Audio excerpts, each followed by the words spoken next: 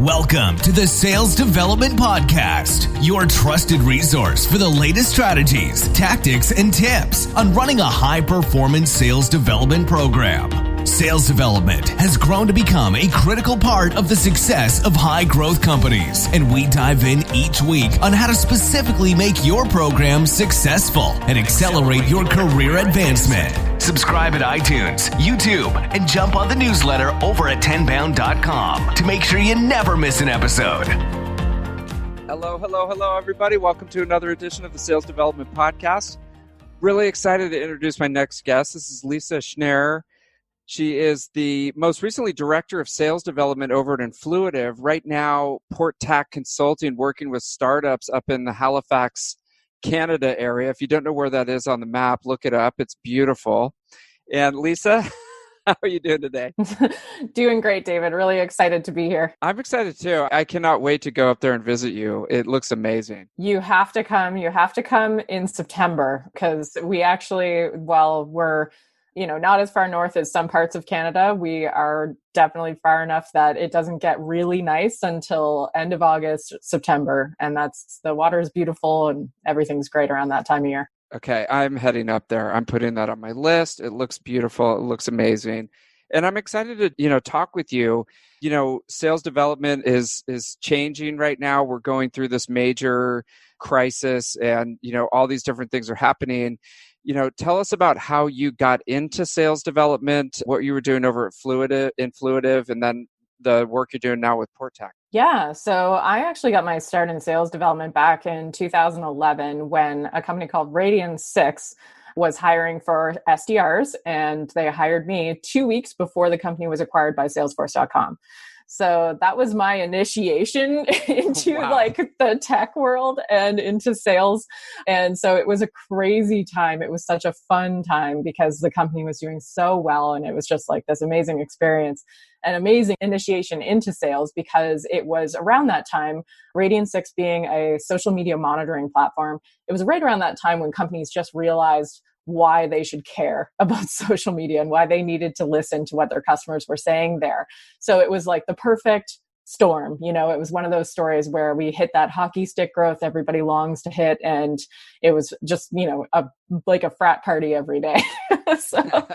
so yeah, it was awesome. Really fun. And I worked my way up across a number of startups after that here, locally owned, locally founded startups in Atlantic Canada. And I didn't do the traditional jump into an account executive role. I actually worked my way into a team lead role and really found my passion for managing and coaching and mentoring people. And so that's where I just kept going with my career. So most recently worked for Influitive. I actually had two hats at Influitive. They had identified Halifax as the desired location for a second headquarters, and they needed somebody to come in and help them who was local, who knew people here and knew the area, to help them get that office up and running. So I was actually director of sales development, leading a team of sales development reps that were completely based in Toronto, while also trying to help hire and grow the office here in Halifax. So I had a head of operations title as well. So it was a good learning curve. And I've always been a fan of wearing multiple hats because I think it helps you really understand how the business works from all angles. And when you're in a small company, you get to be close to all those different departments and understanding what it takes to really build a business. Excellent. And so I just want to go back. The Radian 6, right, was bought out by Salesforce right before you started there, or right after you started, right? And so they were doing social media monitoring. And now, are they still around? And what is that? What is social media monitoring? Yeah, absolutely. It's actually it's still called, now it's branded Salesforce Radian 6. It's part of the Marketing Cloud offering from Salesforce. And yeah, definitely still one of the leaders in the market. Social media monitoring, being able to collect the information that people are saying about your brand across all of the internet. So it started out with just social media, your typical Twitter, Facebook, LinkedIn, whatnot. But back then it expanded into crawling across all websites. So you could see the comments your customers were making about your brand all across the internet and respond accordingly. Okay. And so now it's part of the Marketing Cloud. And are there, is there value in that? I'm just curious, I could assume that you're going to see what people are saying and how do you aggregate all this information and how do you pick out, information that's relevant? What was the value prop of social media monitoring? Yeah, well, it was just kind of like your customers expect you to be where they are. So one big example I remember being around that time that Domino's had a huge PR problem with like their employees being caught on tape, spitting on pizzas or something. I can't remember exactly what Those happened. pop up every once in a while. Those are disgusting. Yeah, exactly. Yeah, it was disgusting, but it was also like the worst PR problem they had to date. And that video went viral. And they had no way to track who was sharing it, when it was being shared, how widely spread it was being shared, what the comments were. Like they just couldn't really easily wrap their arms around the breadth of that PR problem. So when it came to, as much as I really hate the idea of fear selling, it was easy because it was just like, okay, how are you tracking all of these things that could happen to your brand online? And how are you going to control that? So yeah, it was one of those things where it was just, like I said, your customers expect you to be where they are and they expect you to be listening. Another big use case was like airlines, people tweeting, I'm sitting on the tarmac for 30 minutes, I'm doing this, I'm doing that. How do airlines respond to that and provide good customer service to those people, maybe offer them something or even just an apology in that moment can go so far for protecting your brand. Yeah, it seems like they're pretty on top of it, especially the airlines, because people are constantly complaining while they're sitting there on the tarmac, and the airlines write back, and they do try to address it. And just, if you're an SDR out there or a BDR and you're trying to get information from social media, do you need something like Radian 6, or are there other ways that you can gather some information that you could potentially use in your prospecting? Yeah, actually, I mean, it would be amazing. I think if the company was robust enough to, offer access to a social media monitoring platform, I mean, they might have one on the marketing side anyway. And if they do, it's a really good resource for prospecting as well, for collecting information on your prospects and understanding what's going on in the industry. But typically, like when I'm working now with a lot of really small companies. So with Portac Consulting, I'm actually helping companies figure out their kind of go-to-market strategy from the ground up, like really early stage. So they don't have the kind of funds that that Radian 6 would require. So oftentimes what I coach people to do is work with free resources that you have available to you, like setting up Google Alerts or building a Twitter list, like a Twitter list of all of your prospects, the companies, and specifically the leadership that you would be looking to speak with, like the CMOs of the companies that you're looking to target. Set that up in a Twitter list and read it every day and understand what their voice sounds like and what their issues are and what they're talking about. So in that same kind of thread, that's a free way to do that. Okay. And you could do that across LinkedIn, Instagram, Facebook, like wherever they are, you can make lists and just check it every day. Now with Influitive, this is a way to work with your current customers, right? To get them interested and excited about the product and make sure that they don't churn. Is that what it did? Influitive's product is a customer engagement platform. Yeah. So like from our sales development perspective, what we were offering from a value prop standpoint was around the fact that your customers are looking for a place to engage with each other. And you want to be able to monitor that and facilitate that as a company, right? So rather than a typical open source community where people could go in, say in a Reddit style thread and just comment, Influitive's experience is more of a white glove VIP community where your best advocates can actually communicate with each other and provide information that can help drive your business forward.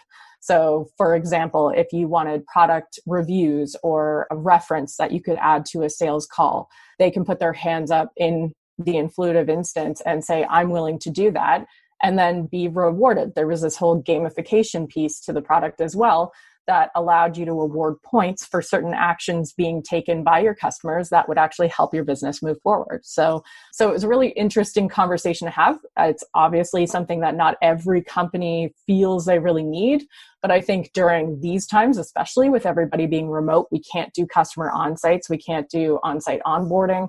A platform like Influitive is really helpful for that. Yes, and from an SDR perspective, they can learn a lot about their customers and understand the installed customer base better with something like that, right? Because it's like, it seems like there's a huge opportunity for SDRs to learn from the current customers that they have, and the customer success people and the use cases and things like that, to really help them educate on the problems that they're solving, right? Oh yeah, absolutely. And there's like so much more authenticity coming directly from a customer, right? Like if you're telling a story as an SDR that comes from your customer's lips, it's, that third party validation that I'm not just a salesperson saying, come, buy my product so that I can hit target, Yeah, exactly. Speaking the language of the prospects and stuff like that. Exactly. And that perspective is exactly what they relate to best. So it's a very powerful sales development tool. Okay.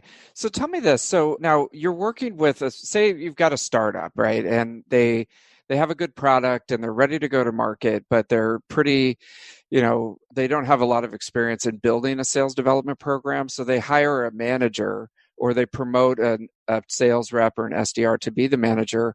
Where would you start with something like that, for that, like someone who's just coming in and trying to figure out, where do I start and how do I start going outbound? Yeah, that's a great question. And it's something that I've been working on kind of packaging up as like a crawl, walk, run type thing, because there's definitely, like you said, there's a lot of companies at slightly different stages.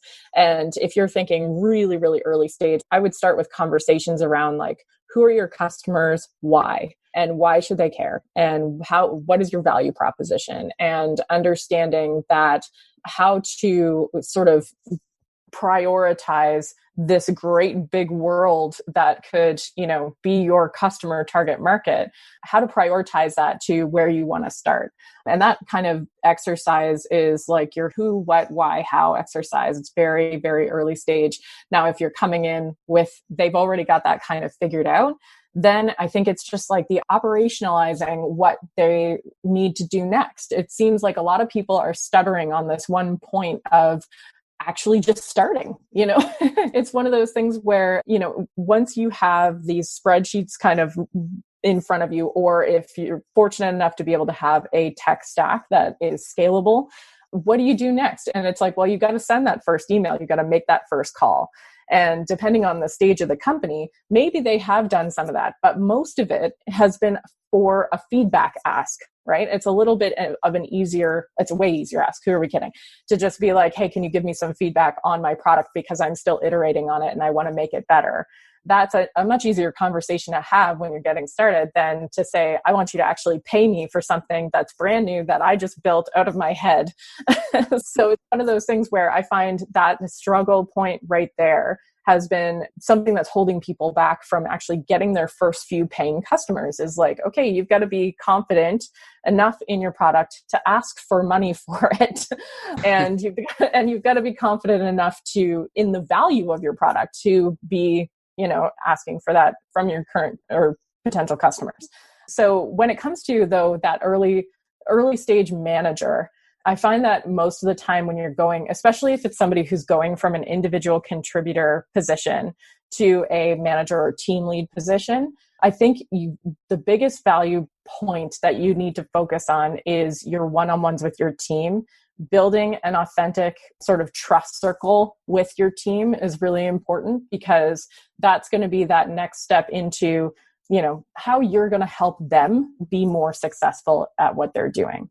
And when you're a first-time people manager, often people are very tentative with that relationship. They think they have to keep it extremely structured and professional, and not so much asking for that circle of trust, that like what happens in Vegas stays in Vegas conversation during your one-on-ones, which can really help you get to the root of the problems that each one of your team members is facing. So I think that's the biggest step for those first-time managers from a people manager standpoint. From an operational standpoint, it's definitely identifying, okay, what do we need in order to scale all these processes going forward? And you have so many people, wonderful people on this podcast that actually talk through that entire tech stack and how that flow should work. But getting started when you've got limited resources, just start with something simple, even if it's just a spreadsheet. Okay, then build some templates, some scripts, help your team understand how that conversation should flow. understand. I'm actually currently building what you would call a cadence in SalesLoft, but in a spreadsheet so that people can see day 1, send this message, day 2, make this call, use this script.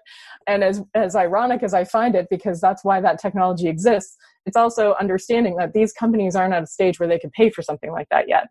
So helping to kind of build that structure that then they can sort of plug into and run with.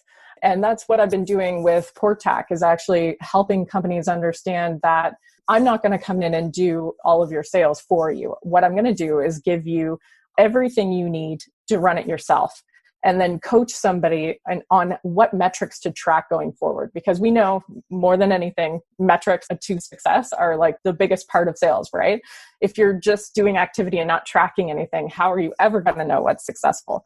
So a lot of people struggle with like, what should those conversion rates be? What should that look like? And pointing them even just to like industry benchmarks, like the ones you could get from the Bridge Group. That is so helpful when they're not salespeople. They don't know that exists. They don't know where to find it. They don't know how to get started with it or how to adapt it to what they're doing and what stage they're at. So, I tend to start really simple. It's like, hey, pick 10 companies this week. Pick 2 people at each of those companies. What do you want to say to them? Why should they care what you're selling? Get started there. And then maybe next week, pick 20, and then quickly scale up from there. But it also depends how many people you've got and the resources you've got on hand, right? Like I'm working with one company that they've got one intern who only has like 30% of her time to dedicate to prospecting. And, that's fine, but I'm stressing to them in particular the importance of consistency for success. You can't just prospect 1 week and then skip 2 weeks and then prospect another week. So helping with even Sounds basic like exercise. knowledge. Yeah, it does, right?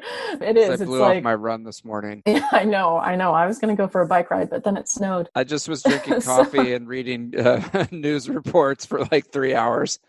It's terrible. The consistency is the key. And I love how you're saying, start where you are. Like you've got an intern for 2 hours a day and you've got a spreadsheet and, there's free resources on the internet that you can use and put it together and then start to build a process that can then be scaled up. And I think, people tend to get a deer in the headlights with all these different things that you can do. And I like what you're saying is, let's just keep it simple, focus on what we can control right now and be consistent, right? Yeah, exactly. Even as basic as blocking your calendar, especially that's been a hot topic with remote work and remote managing is how do I keep people productive? How do I, what are some of the tips for understanding how to structure your day when you don't have the rails around it of a commute, Because I don't know how many days sort of like you with your news articles and coffee, sometimes I'll wake up and the first thing I'll do is log into email. And then next thing I know, I've worked for 8 hours and it's not even 3 o'clock. Like, it's, so kind of making sure. Yeah, exactly. And making sure that you have those, that organizational structure in a way that even, like you say, go for a run, go for a walk in between your working blocks that you have in your calendar so that you can stay productive. I think, it sounds really simple and it's a topic that's top of mind right now in particular, but it's also something that people don't think to do. Like you preach it more than you practice it. But it can be really powerful, especially in that situation where you've got only so many hours a day of somebody's time. Okay, well, let's really structure it to the point where there's no question, what am I working on today? And even just taking it back to put agenda items in your calendar meetings, people. Please. Yes. Please. Yes. Oh my gosh. So many meetings with no agenda and you just sit there and chat. What am I doing? And what is the action item? So that is something that I've been talking to these early stage companies about is like, okay, so you put a sales stand up in your calendar for 9 to 9:30 every day. What are you doing during that time? And each day there should be another, fine. If it's just like a recap of the day before and challenges that might come up, that's great. If you want to keep it really informal, but if it's an hour, especially, that's a lot of time. That's a lot of money. So let's make sure that we've got some very clear guidelines on what we're going to accomplish today. And then each day have that change a little bit. So I have a working session or training session every day that changes.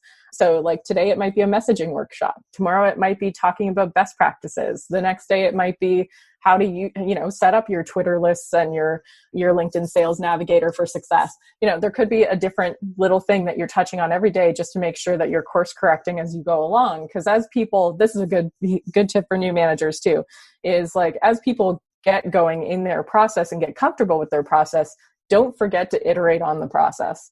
It gets stale, right? Yeah. Very much so. And like, especially when you think about how much burnout there is in an SDR role. Like if you're getting, a million emails back that have all caps unsubscribe in the subject line, and you feel like you're just like, no one's out there and nobody's interested in what you're saying, then you've got to be conscious of that, how that grind wears people down, and getting a little bit more creative with the process and changing a couple of things can help relieve some of that too. Yeah. Mix it up. It's funny. My buddy posted on LinkedIn, just said, "What day is today?" And my comment was sweatpants. Exactly. It's just, yeah. I mean, and having that structure though is so helpful. I mean, and if you're a new manager and you're working remotely, your team's now remotely, you can't walk around in the office. How do you keep that structure? How do you know what people are doing? I mean, on a daily basis, if they're not right there in the office. That gets tough too, because again, going back to how some early stage companies don't have the software in place, but like what coming out of Influitive, I never really worried about that because I could literally track everything everyone was doing through the softwares we were using. So down to, you can see in Salesforce when somebody logs in, logs out, when their session started and ended, like all of that information is available. It's kind of creepy though, isn't it? I mean, it's super creepy. And actually, well, what's the balance? Like, what's the balance between, being kind of a stalker almost and just genuinely trying to figure out what people are doing? Yeah. And for me, it was always over communication. Like, I don't care if you tell me the same thing 6 times a day, but, on tools like Slack or even, on a Zoom call, I would oftentimes be like, hey, I see you're in between meetings. Like, do you have 5 minutes to jump on a Zoom? And I would just send a Zoom link, and it wouldn't be structured. It wouldn't necessarily be planned. And that way you can just have a spontaneous conversation, which is what we're missing when we're not standing in the office together, right? There's no ad hoc coaching. There's no ad hoc water cooler conversations. So trying to inject that into your days over the technology that we have is, I found, extremely helpful, because it kept up that genuine type of curiosity between you and your team. And then when it came to also, as soon as I would see that somebody got off a call or had, say, a block in their calendar for cold calls, that would be a perfect time to be like, hey, let's jump on a call and talk about how it went. Who did you talk to? How did that go? Because being a manager that's not sitting next to their team in the sales pit, hearing on the other end, right away what's going on in the tone and the, whatever happened. I really, really, really miss that about working remotely. And that spontaneous situation where it provides that, sort of sparks the idea for how to coach that individual in that moment, when you might not get that in a one-on-one structured situation. Like if you have a weekly one-on-one, like most managers have, like your colleague isn't necessarily going to say, oh, well, I had this one call last Tuesday that went like this, So I think that the over communication piece is like the answer to keeping the relationship strong. And then when it comes to understanding what people are doing every day, I think you also need to understand how they're doing, like actually mentally and health-wise. Because if you know that somebody's really struggling with their mental health or with their physical health or with a family member, then you know that you need to check in on that person a little bit more than you normally would. And you need to encourage that person to take the time that they need to, be in a better state. So I think that again ties into making sure you're communicating, but also not just about work. Make sure you're asking, like, okay, how's everybody? How's your family? How, like, what's going on in your house? How's your dog? And making sure that is also a priority.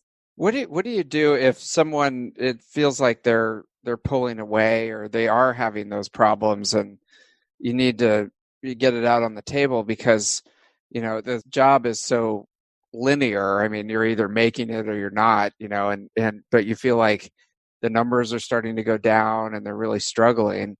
What do you do in that case for remotely? Yeah. So depending on how extremely it's dropping, it can be a conversation. I'm definitely a manager who leans toward being completely transparent more than, really stiff and professional, as you might be able to tell. And so like when I start to see like small drops, it'll definitely be like, hey, I see that yesterday was a little less on your plate. Anything going on I should know about? And it can start there and just kind of see where that takes you. But if it's, if it seems like a legitimate answer, then it's like, okay, if you had more scheduled calls that day, then maybe your activity, cold calling and emailing activity is lower or whatever. If that's the case, then I don't really dig in more. But if I see something really drastic, my favorite question to ask is, so I'm looking at your numbers from the last couple of weeks. How do you think I think you're doing? And then it puts them in my shoes as a manager and kind of makes them realize, oh, yeah. That's like that Jedi level. That's a Jedi level. That's a Jedi level question. Pro tip. Yeah. Pro tip. I like it. Yeah. I've actually and I've used that in really tough conversations when it is actually coming down to like performance improvement plans and stuff like that. I've said like, how do you think this looks to me? Or to my boss or whoever looks at your numbers, because in sales, everything's there. Like the whole company can see how we're doing. It's extremely trackable. Like it's one of those jobs that you don't have to wonder what the KPIs are. And what do you say to people if they're like, well, it's because I'm not getting enough leads. I don't have enough support. Our product is not good enough. We don't have enough word of mouth. Like there's a million different reasons why they may be having those issues. What do you say to that? Well, then I actually especially for the like, I don't have enough leads kind of comments. That's when I actually started a coaching exercise that I called Territory for a Day. And I work their territory for a day with them side by side. Whoa. And it was so helpful for them to see exactly how I approach a territory, that not only did it help solidify our bond as like colleagues, because it's not just manager lording over them who's never done what they do. I'm getting down in the mud with you right now. But also there were little things that I realized, David, you probably would do this too, like little things that I do when I'm prospecting that I never realized I don't coach on, And it's silly little things, like even just the way I would navigate through LinkedIn or something like, and they would be like, oh, geez, how did you do that? That was so good.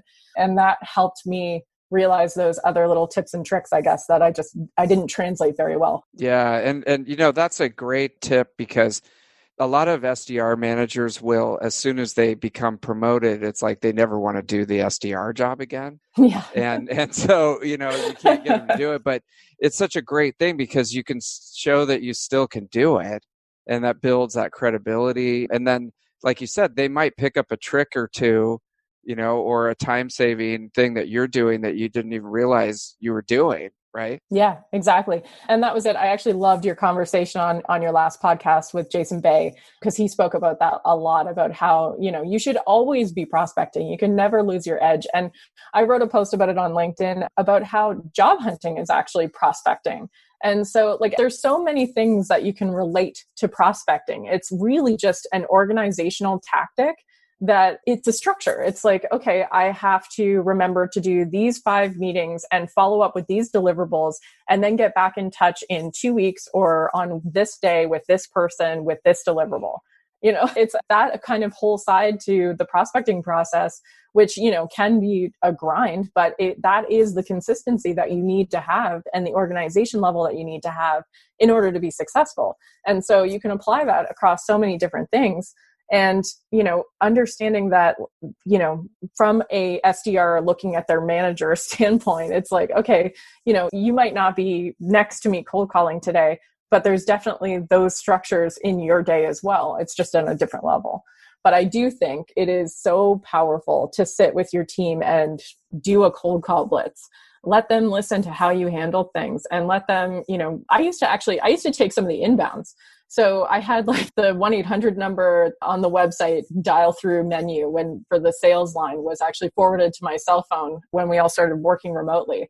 Or no, it was before that because we were still in the office. Yeah. So it was turn of the year. And I would take those inbound calls and they could listen to my recordings for once and not just have, me coaching them on theirs. Nice. Okay. And, maybe some of the hesitation is that the manager might make a mistake and then they all see it and then they judge the manager. So how do you deal with that aspect of it? Yeah. Well, I think it's just a whole other coaching moment. Like we're all human. And while I might teach you to do something one way, if I mess up and do it the way I told you not to, it definitely strengthens the relationship and that kind of candid conversation around like, okay, yeah, I did that wrong. Especially like when you think about like the tougher conversations, like how do I handle it when I get on the phone with somebody, they were expecting a demo, but I don't have a demo ready because I was just going to run a qualification call because, like there's oftentimes you'll coach on like, well, don't demo on the first date. And if you fall into that trap, what are they going to say? You just brought up a demo. Why did you do that? And then you can say, well, okay, while it's not what we want to do all of the time, these are the reasons that I did it. This person's used our product before or something like that, could be anything. But yeah, I think it opens up the conversation to, hey, I need you guys to keep me honest as much as I keep you honest. Yep. 100%. And I'm making notes, like it seems like the best SDRs out there, just from the aspects that you're talking about, they have that consistency. They're very organized. They're able to be creative and they somehow avoid the burnout of the job. Like they're balanced in their life somehow that they can avoid that burnout. And it's like just a few of those characteristics would make someone really good at the job, I would think. Yeah, absolutely. I think, that persistence, determination. One of the things I often ask people about is like, well, so first off, I've hired a lot of people who it's almost like their first real job. It's not necessarily they're fresh out of college, but they're pretty fresh. And so you don't necessarily have an exact like sales anecdote that you could relate to, but I do often ask, is there something in your life that you've had to overcome, a big challenge that you've had to overcome? And how did you stay motivated throughout that? And then I relate it back. And I say, the reason I asked you that is because this job is going to have a lot of ups and downs. You're going to be high off your wins 1 second, and then you're going to get rejected 60 times the next second. And then I turn it into a joke about rejection therapy. And I'm like, you'll never feel bad about the word no ever again because it'll just be part of your daily life. But yeah, it's definitely one of those traits that I think going into hiring an SDR, I want to fully understand that they understand how much, determination the role is going to require. And, it's a tough one to be able to understand in advance of working with somebody. But I definitely take that approach of helping them to understand this is going to be something that's like, it's a lot of data entry. It's a lot of, just determination, I guess, and making sure that it's a mutual fit is going to be our job if you take this job. So. Well, and like you said, I mean, it's the best learning experience because every other job you have is going to be really easy compared to this. Yeah, exactly. Exactly. And then you're going to love the day that you finally get out of it. No.